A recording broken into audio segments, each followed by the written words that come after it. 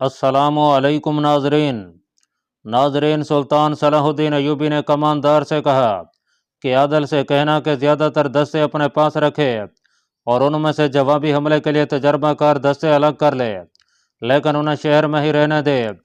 फौज कोई नकलो हरकत ना करे ताकि दुश्मन को ये उम्मीद रहे कि वो तुम्हें बेखबरी में ले लेगा। जहर ये करते रहना कि कहरा की फौज को इल्म नहीं है कि कहरा पर हमला होने वाला है। शहर को मुहासरे में ना आने देना, इससे पहले ही जवाबी हमला कर देना। कोशिश ये करो कि दुश्मन के हमले से पहले ही ढूंढ लो। अगर पता चल जाए कि वो कहाँ है तो ज़्यादा नफरी से हमला ना करना, शब खून मारना। सरहदी दस्तों की नफरी ज़्यादा कर दो ताकि दुश्मन भाग कर ना जा सके। मैं हैरान हूँ कि इतनी फौज सरहद पार किस तरह कर रही है। किसी न किसी सरहदी चौकी की मदद या कोताही के बगैर यह मुमकिन नहीं हो सकता।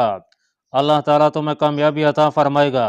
दुश्मन रसद और कुमक के बगैर नहीं लड़ सकेगा। सरहद को मजबूती से बंद कर देना, लड़ाई को तूल देना ताकि दुश्मन भूख से मरे। मैं तुम्हें अमलन बता चुका हूँ कि दुश्मन को बिखेर कर किस तरह लड़ाया जाता है। ज़्यादा नफरी के खिलाफ ज़्यादा नफरी से आमने सामने आकर लड़ना कतन ज़रूरी नहीं। मुझे तवक्को नहीं थी कि अलकंद भी गद्दार निकलेगा, फिर भी मैं हैरान नहीं हूँ। बादशाही का सिर्फ तस्वुर इंसान को ईमान से दस्तबरदार होने पर मजबूर कर देता है। मुझे अफसोस अलकंद पर नहीं, मैं इस्लाम के मुस्तकबिल के मुतालिक परेशान हूँ। हमारे भाई सलेबियों के हाथों फिरोख्त होते जा रहे हैं। इधर मेरे भाई मेरे खिलाफ लड़ रहे हैं। मेरा पीरो मुर्शद नूरुद्दीन जंगी इस दुनिया से उठ गया है। कल परसों हम भी उठ जाएंगे। इसके बाद क्या होगा, यही सवाल मुझे परेशान रखता है। कोशिश करना कि जब तक जिंदा रहो इस्लाम का परचम सुरंगू ना होने पाए। अल्लाह तुम्हारे साथ है, मुझे बाखबर रखना। उसने पैगाम लाने वाले कमानदार को बहुत सी हिदायत देकर रुखसत कर दिया। नाजरीन, मिस्री फौज के चंद एक दस्तों को दो दो चार चार की टोलियों में तकसीम करके भेज दिया गया कि वो घूम फिर कर दुश्मन के इज्तमा को ढूंढें। इस दौरान उस सरहदी चौकी से जिसका कमांडर जहरा के साथ लापता हो गया था, एक सिपाही ने कह रहा कर रिपोर्ट दी कि चौकी का कमांडर चंद दिनों से लापता है। सिपाही ने यह ना बताया कि उनकी चौकी पर नाच गाना हुआ था और एक रकासा कमांडर के खेमे में गई थी। इस इतला से शक हुआ कि वो दुश्मन के साथ मिल गया है और उसी की मदद से दुश्मन अंदर आया है। अली बिन सुफियान ने राय दी कि चूंकि वो चौकी दरियाई रास्ते की निगरानी के लिए है, इसलिए दुश्मन दरिया के रास्ते आया होगा। फैसला हुआ कि किसी जहीन कमांडर को उस चौकी पर मुआवजों के एक दस्ते के साथ भेजा जाए। चौकी का कमांडर और ज़हरा हबशियों के कब्जे में थे, लेकिन कैद होते हुए भी वो कैदी नहीं थे। उन्हें जो लिबास पहनाया गया था वो परिंदों के रंग बिरंग परों का बना हुआ था। जिस कमरे में उन्हें रखा गया था उसे परों और फूलों से सिजाया गया था। उन्हें खास किस्म की ग़िज़ा खिलाई जा रही थी। किसी और को उनके करीब आने की इजाज़त नहीं थी। एक बार उन्हें दरख्त की मजबूत टहनियों और पत्तों की बनी हुई पालकियों पर उठाकर दरिया में नहलाने के लिए ले जाया गया था। दोनों को मालूम था कि उन्हें ज़िबा किया जाएगा। रात को वो तनहा होते थे, लेकिन बाहर 8-10 हबशी मौजूद रहते थे। कमांडर ने कई बार उठकर देखा था कि फरार की कोई सूरत बन सकती है या नहीं। फरार मुमकिन नजर नहीं आता था। एक रात हबशियों के दो मजहबी पेशवाए कमांडर और जहरा सोए हुए थे। उन्हें जगाया गया। वो समझे कि उनकी मौत आन पहुंची है। मजहबी पेशवाओं दोनों को बाहर ले गए। बाहर पालकियां रखी थीं, एक पर कमांडर और दूसरे पर जहरा को बिठाया गया। दो दो हबशियों ने एक एक पालकी उठा ली। मजहबी पेशवा आगे आगे चल पड़े। वो दोनों मिलकर कुछ गुनगुनाने लगे। पालकियों के पीछे दो और हबशी थे जिनके पास बर्छियां थीं। वो मुहाफिज थे। कमांडर और जहरा खामोश थे। पहाड़ियों से निकलकर वो लोग दरिया की तरफ चल पड़े। कमांडर ने देखा कि चांद उफक से निकल रहा था। इससे उसने अंदाजा किया कि रात आधी गुजर गई है। इस वक्त से पहले चांद नहीं होता था। दरिया के किनारे ले जाकर पालकियां उतारी गईं। चांद की रोशनी में कमांडर ने देखा कि बर्छियों वाले दोनों मुहाफिज और पालकियां उठाने वाले दोनों हबशी उनकी तरफ पीट करके पहलू ब पहलू खड़े हो गए थे। उनके लिए शायद यही हुक्म था। कमांडर ने चीते की तरह जुस्त लगाई और एक हबशी से बर्छी छीन ली। वो तजर्बाकार सिपाही था। उसने पीछे हटकर दूसरे हबशी के पहलू में बर्छी उतार दी। उस हबशी की बर्छी गिर पड़ी। कमांडर ने चिल्लाकर कहा, जहरा भाग कर आओ, ये बर्छी उठा लो। जहरा दौड़ी। कमांडर ने गिरी हुई बर्छी को ठूड मारा तो वो जहरा तक पहुंच गई। कमांडर ने कहा कि अब मर्द बन जाओ। हबशियों ने खाली हाथ मुकाबला करने की कोशिश की, लेकिन वो बर्छियों का मुकाबला ना कर सके। मजहबी पेशवा भाग उठे। कमांडर ने उन्हें दूर नहीं जाने दिया। जहरा भी उधर को ही दौड़ पड़ी। दोनों पेशवा खत्म हो गए। बाकी भी मरने से पहले जोर जोर से करा और चिल्ला रहे थे। कमांडर की बर्छी ने सबको खामोश कर दिया और वो चौकी की तरफ दौड़ पड़े। बहुत आगे गए तो उन्हें दो गश्ती संतरी घोड़ों पर सवार आते नजर आए। कमांडर ने उन्हें पुकार कर कहा कि जल्दी आगे आओ। संतरियों ने अपने कमांडर को पहचान लिया। कमांडर ने उन्हें कहा, घोड़े हमें दो, हम कहरा जा रहे हैं, तुम दोनों वापस चौकी में चले जाओ। अगर कोई हमारी तलाश में आए तो कहना कि तुमने हमें नहीं देखा। सिपाही पैदल वापस चले गए। कमांडर ने जहरा को घोड़े पर सवार किया और खुद दूसरे घोड़े पर सवार होकर जहरा से कहा कि अगर तुमने कभी घुड़सवारी नहीं की तो घबराना नहीं, घोड़ा तुम्हें गिराएगा नहीं, डरना मत। उसने घोड़े को एड़ी लगाई। घोड़े सर पर दौड़ने लगे और इसके साथ ही जहरा ने डर के मारे चीखना शुरू कर दिया। कमांडर ने घोड़ा रोक लिया और जहरा को अपने घोड़े पर अपने पीछे बिठा लिया और दूसरे घोड़े की बागें अपने घोड़े के पीछे बांध दी। घोड़ा फिर दौड़ पड़ा। कमांडर खित्ते से दूर हटकर और चक्कर काट कर जा रहा था। उसे सिमत और रास्ते का इल्म था। वो अभी 2 मील भी नहीं गया होगा कि एक तरफ उसे आवाज सुनाई दी कि ठहर जाओ, कौन हो। कमांडर रुका नहीं। ब्याक वक्त 4 घोड़े उसके ताकू में दौड़ पड़े। कमांडर ने अपने घोड़े की रफ्तार और तेज करने की कोशिश की, लेकिन उसका घोड़ा थक गया था। उसने कोशिश की कि दूसरे घोड़े को अपने पहलू में करके उस पर सवार हो जाए। वो घोड़ा बगैर वजन के भाग रहा था, इसलिए ज्यादा थका हुआ नहीं था, मगर जहरा के साथ भागते घोड़े से दूसरे घोड़े पर सवार होना मुमकिन नहीं था। चांद ऊपर आ गया था, जिससे दूर तक नजर आ सकता था। चारों घोड़े बहुत करीब आ गए थे। 2 तीर आए जो कमांडर के करीब से गुजर गए। इसके साथ ही आवाज आई, अगर ना रुके तो अब तीर खोपड़ी में उतर जाएंगे। कमांडर को मालूम था कि वो रुका तो भी मौत है। ये लोग हबशियों के हवाले करके आज ही रात उसे ज़िबा कर देंगे। भागते रहने में बच निकलने की सूरत पैदा हो सकती है। उसने घोड़ा दाएं बाएं घुमा घुमा कर दौड़ाना शुरू कर दिया ताकि तीर निशाने पर ना आए। यह उसकी गलती थी। उसके ताकों में आने वाले सीधे आ रहे थे, जिससे फासला कम हो गया और वो घेरे में आ गया। उसके जिस्म पर परों का लिबास था, जिससे वो परिंदा लगता था। यही हालत जहरा की थी। कमांडर ने उन चारों को देखा तो उसे शक हुआ। उनमें से एक ने पूछा कि तुम कौन हो। दूसरे ने कहा कि पूछते क्या हो, सूडानी है ये, देखो तो इन्होंने पहन क्या रखा है। कमांडर हंस पड़ा और बोला, मेरे दोस्तों, मैं तुम्हारी फौज का एक कमांडर हूँ। उसने जहरा का तारुफ कराया और सारी वारदात सुना दी। ये 4 सवार देखभाल के किसी दस्ते के थे। वो यही देखते फिर रहे थे कि सूडान की फौज कहाँ है और कहीं है भी या नहीं। वो कमांडर और जहरा को साथ लेकर कहरा की सिमत चल पड़े। बड़ी ही लंबी मुसाफत तय करके वो अगली रात कहरा पहुंचे। उन्हें सबसे पहले अली बिन सुफियान के पास ले जाया गया और रात को ही आदिल को जगाकर बताया गया कि 4000 से ज्यादा हबशी फौज फिलहाल जगह छुपी हुई है और उसकी क़ियादत सलार अलकंद कर रहा है। आदिल ने उसी वक्त अपनी फौज को कूच का हुक्म दे दिया। सुल्तान सलाहुद्दीन अयूबी के तरीक़ा जंग के मुताबिक उसने हर अवल में सवार दस्ते रखे, जिनकी नफरी खासी थोड़ी थी। 2 हिस्से पहलू में पीछे रखे गए, दरमियान में अपना मैन क्वार्टर, अपने पीछे ज्यादा से ज्यादा दस्ते रिजर्व में रखे। उसे मालूम था कि वो खित्ता पहाड़ी है। उसने फौज को किले का मुहासरा करने की तरबियत में रखा और कमांडरों को वो जगह समझाकर मुहासरे की ही हिदायत दी। पहाड़ों पर चढ़ने के लिए उसने छापामार दस्ते अलग कर लिए, जिन्हें उसने अपनी कमान में रखा। नाजरीन, उधर सुबह के वक्त किसी ने देखा कि मजहबी पेशवाओं और 4 हबशियों की लाशें दरिया के किनारे पड़ी हैं। अलकंद और उसके सलेबी मशीरों को इतला दी गई। किसी हबशी को पता ना चलने दिया गया। अलकंद को यह भी बताया गया कि जिस मर्द और औरत को कुर्बानी के लिए रखा गया था वो लापता हैं। तब अलकंद ने पूछा कि वो आदमी कौन था। उसे जब बताया गया कि वो इस करीबी चौकी का कमांडर था तो वो चौंका। उसे याद आ गया कि उस कमांडर ने उसे देखा था। वो सीधा कहरा गया होगा। अलकंद ने कहा, उसे चौकी में जाकर देखना और पकड़ना बेकार है। अब एक लम्हा भी ज़ाय नहीं करना चाहिए। हम कहरा पर बेखबरी में हल्ला बोलना चाहते थे, लेकिन हमने वक्त ज़ाय किया।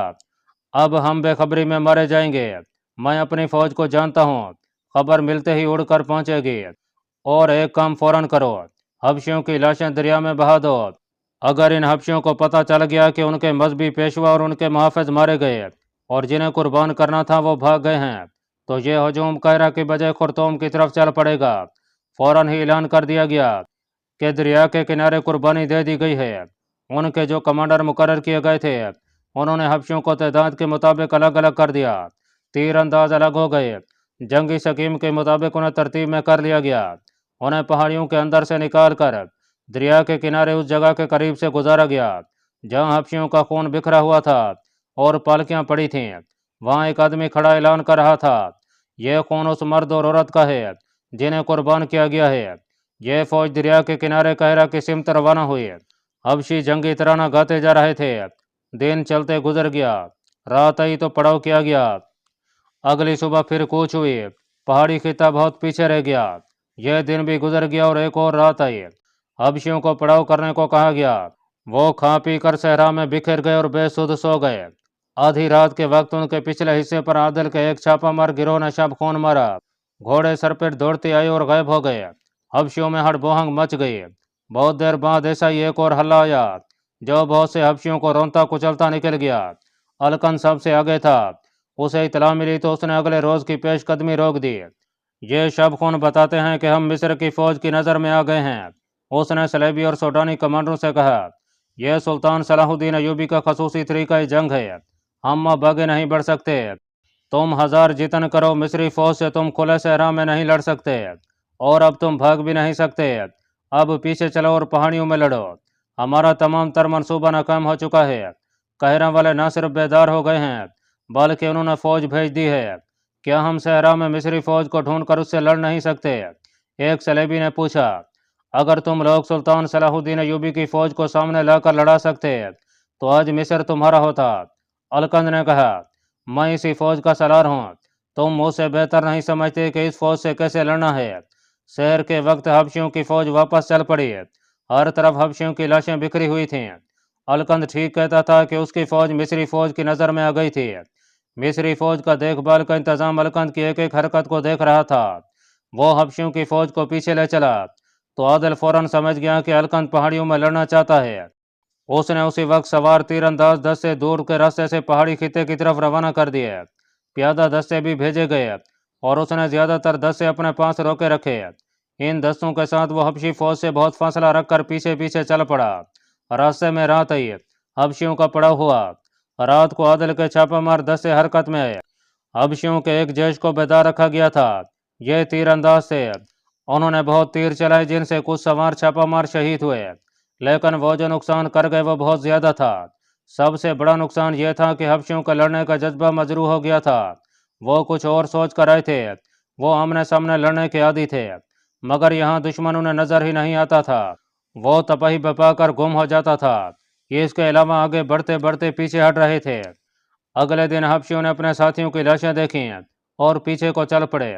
سورج غروب ہونے میں ابھی بہت دیر باقی تھی جب وہ پہاڑی خطے میں داخل ہوئے، لیکن اب انہیں پہلے کی طرح ایک جگہ جمع نہیں کرنا تھا بلکہ پہاڑیوں کے اوپر نیچے اور وادیوں میں لڑنے کی ترتیب میں رکھنا تھا۔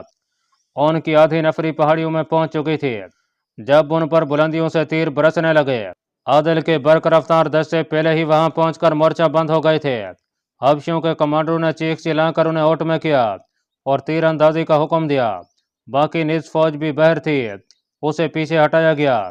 الکند نے اس نفری کو پہاڑیوں پر چڑھا کر آگے جانے اور اوپر سے تیر چلانے کی چال چلی، مگر حبشی ابھی پہاڑوں پر چڑھنے ہی والے تھے کہ ادھر سے عادل کی فوج جو ان کے عقب میں جا رہی تھی پہنچ گئی۔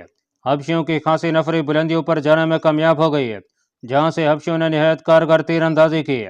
عادل کو نقصان اٹھانا پڑا مگر اس کی سکیم اچھی تھی۔ اس نے ادھر دستے پیچھے ہٹا لیے۔ اس کی پہلی ہدایت کے مطابق دوسری طرف سے تیر انداز اور دیگر دستے پہاڑی خطے کی بلندیوں پر جا رہے تھے۔ سوار دستوں میں ایک کو دریا کے کنارے بھیج دیا گیا۔ آسمان کے اس سلسلہ کوہ میں خون ریز معرکہ لڑا گیا۔ وادیوں پر تیر برس رہے تھے۔ پھر سوار دستوں کو وادیوں میں حلہ بولنے کا حکم ملا۔ رات کو حبشی تو دبے گئے، لیکن عادل نے منجنیقوں کے دستوں کو حکم دیا کہ وہ جگہ جگہ آتش گیر مادے کی ہانڈیاں پھینک کر آگ کے گولے پھینکیں۔ تھوڑی دیر بعد پہاڑیوں کی ڈھلانوں پر آگ کے شعلے اٹھے اور ہر طرف روشنی ہو گئی۔ اس روشنی میں رات کو بھی معرکہ جاری رہا۔ صبح کے وقت حبشی خاموش ہو چکے تھے۔ ان میں سے کچھ زمین دوز محلات میں چلے گئے تھے، انہیں بڑی مشکل سے باہر نکالا گیا۔ دن کے وقت الکند کی لاش مل گئی۔ وہ کسی کے تیر یا تلوار سے نہیں بلکہ اپنی تلوار سے مرا تھا۔ اس کی اپنی تلوار اس کے دل کے مقام پر اتری ہوئی تھی۔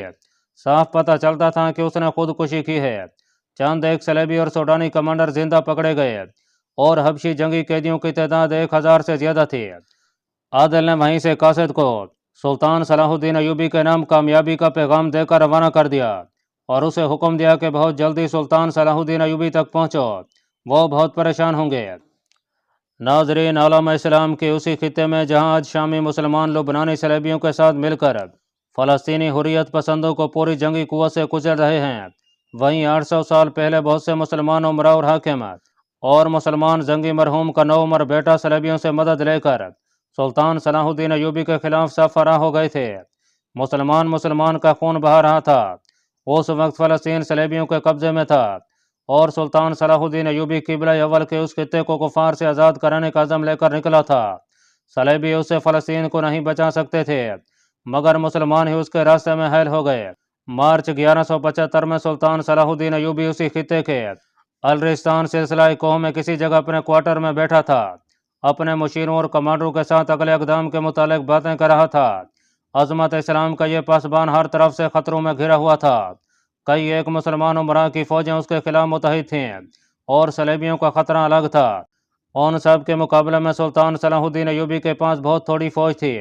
اس نے ایسا اقدام کر دکھایا تھا جو کسی کے وہم و گمان میں بھی نہ تھا۔ اس کے دشمنوں کو یہ توقع تھی کہ اس پہاڑی خطے میں سردیوں میں جنگ کی کوئی سوچ ہی نہیں سکتا۔ پہاڑیاں جو بلند تھی وہاں برف پڑتی تھی۔ سلطان صلاح الدین ایوبی نے اپنی فوج کو ٹریننگ دے کر اس وقت حملہ کیا جب سردی عروج پر تھی۔ اس دلیرانہ اور غیر متوقع اقدام سے اس نے قلیل فوج سے سب کو خوف زدہ کر دیا اور ایسی پوزیشن حاصل کر لی کہ دشمن کی کسی بھی فوج کو اپنی پسند کی جگہ گھسیٹ کر لڑا سکتا تھا۔ اس کی فوج اتنی تھوڑی تھی کہ اسے کبھی کبھی ناکامی کا خطرہ بھی محسوس ہونے لگتا تھا، لیکن سبھی اس سے ڈر رہے تھے۔ اسے ڈر یہ تھا کہ ریمانڈ سکیم اور راستہ بدل کر اس پر حملہ کرے گا، لیکن ریمانڈ کی حالت یہ تھی کہ اس نے اپنے علاقے تریپولی کا دفاع اس ڈر سے مضبوط کر لیا تھا کہ سلطان صلاح الدین ایوبی حملہ کرے گا۔ سلطان صلاح الدین ایوبی نے اسے جس طرح بھگایا تھا، اس سے سلطان ایوبی اسی صورت میں فائدہ اٹھا سکتا تھا کہ صلیبیوں کا تعاقب کرتا، مگر فوج کی قلت نے اسے آگے نہ جانے دیا، اور بڑی وجہ یہ تھی کہ مصر میں الکند کی بغاوت نے اسے روک دیا تھا۔ اسے خطرہ نظر آ رہا تھا کہ مصر کے حالات بگڑ جائیں گے۔ اس صورت میں اسے مصر چلے جانا تھا۔ وہ اس صورتحال سے ڈرتا تھا۔ اگر اسے مصر جانا پڑا تو مسلمان عمرا عالم اسلام کو صلیبیوں کے ہاتھ بھیج ڈالتے۔ اس کا دار و مدار اس پر تھا کہ اسے مصر سے کیا اطلاع ملتی ہے۔ اپنے مشیروں اور کمانڈروں سے وہ مصر کے متعلق ہی پریشانی کا اظہار کر رہا تھا جب اسے اطلاع ملی کہ قاہرہ سے قاصد آیا ہے۔ سلطان صلاح الدین ایوبی نے بادشاہوں کی طرح یہ نہ کہا کہ اسے اندر بھیج دو۔ وہ اٹھا اور دوڑتا خیمے سے باہر نکل گیا۔ قاصد اتنے لمبے سفر کی تھکن سے چور گھوڑے سے اتر کر خیمے کی طرف آ رہا تھا۔ سلطان صلاح الدین ایوبی نے گھبراہٹ کے لہجے میں پوچھا، کوئی اچھی خبر لائے ہو؟ بہت اچھی ہے سلطان علی مقام، اس نے جواب دیا۔ محترم عادل نے حبشیوں کے لشکر کو اسوان کی پہاڑیوں میں ایسی شکست دی ہے کہ اب سوڈان کی طرف سے لمبے عرصے تک کوئی خطرہ نہیں رہا۔ سلطان صلاح الدین ایوبی نے دونوں ہاتھ جوڑ کر آسمان کی طرف دیکھا اور خدا تعالیٰ کا شکر ادا کیا۔ خیمے سے دوسرے لوگ بھی باہر آ گئے تھے۔ سلطان صلاح الدین ایوبی نے انہیں یہ خوشخبری سنائی اور قاصد کو خیمے میں لے گیا۔ اس کے لیے وہیں کھانا لانے کو کہا اور اسے اسوان کے مرکے کی تفصیلات سن کر پوچھا، اپنی فوج کی شہادت کتنی ہے؟ 327 شہید ہیں، قاصد نے جواب دیا۔ 500 سے کچھ زیادہ زخمی۔ دشمن کا تمام تر جنگی سامان ہمارے ہاتھ لگا ہے۔ 1210 حبشی قیدی پکڑے ہیں۔ صلیبی اور سوڈانی سردار اور کمانڈر جو قید کیے گئے الگ ہیں۔ قاصد نے پوچھا۔ محترم عادل نے پوچھا ہے کہ قیدیوں کے متعلق کیا حکم ہے؟ صلیبی اور سوڈانی سالاروں اور کمانڈروں کو قید خانے میں ڈال دو، سلطان صلاح الدین ایوبی نے کہا، اور گہری سوچ میں پڑ گیا۔ کچھ دیر بعد کہنے لگا، اور وہ جو 1000 اور کچھ حبشی قیدی ہیں انہیں اسوان کی پہاڑیوں میں لے جاؤ۔ وہ جن غاروں میں چھپے تھے وہ ان سے پتھروں سے بھرو۔ وہاں فرعونوں کے جو زمین دوز محل ہیں انہیں بھی پتھروں سے بھرا دو۔ یہ کام ان حبشیوں سے کرو۔ اگر پہاڑ کھودنے پڑیں تو ان حبشیوں سے کھدواؤ۔ وہاں کوئی غار اور پہاڑیوں کے اندر کوئی محل نہ رہے۔ عادل سے کہنا کہ قیدیوں کے ساتھ انسانوں جیسا سلوک کرنا، روزانہ ان سے اتنا کام لینا جتنا ایک انسان کر سکتا ہے۔ کوئی قیدی بھوکا اور پیاسا نہ رہے اور کسی پر صرف اس لیے تشدد نہ ہو کہ وہ قیدی ہے۔ वहीं आसमान के करीब खुला कैद खाना बना लो और खाने का वहीं इंतजाम करो। इस काम में कई साल लगेंगे। अगर तुम्हारे सामने कोई और काम हो तो वो उन कैदियों से करो, और अगर सूडानी अपने कैदियों की वापसी का मुतालबा करें तो मुझे इतला देना, मैं खुद उनके साथ सौदा करूंगा। अल्लाह पाक कमी बेशी माफ़ फरमाए। अल्लाह आपका हामी और नासिर हो, आमीन।